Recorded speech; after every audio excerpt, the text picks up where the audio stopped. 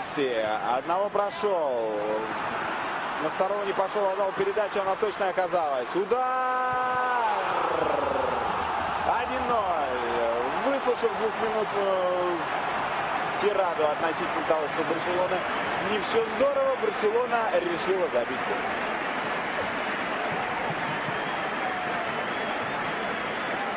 Лео Месси вполне может записать себе процентов 25 этого гола. Ох, Дани Алвес, какой красавец, а? Даже голы празднуют я.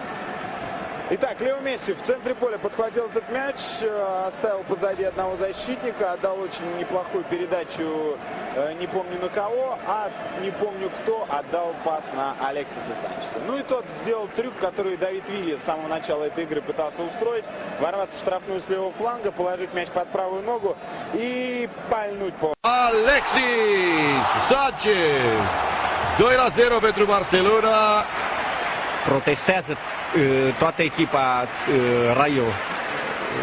Offside inexistent. Alexis vine din spate.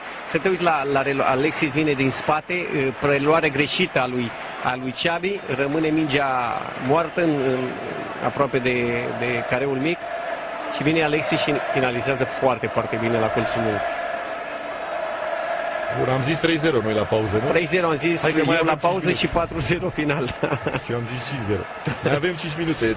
Oricum, ia să vedem. Frumoasă manevra lui Xavi și pasa, nici vorbă. De unde e offside? Nu, dar să te uiți în reluare. Toată lumea cu mâna sus. Aici ei cred că e Xavi în offside. Da, Xavi nu face absolut nimic. Bineînțeles. Nici să se ducă, să atingă...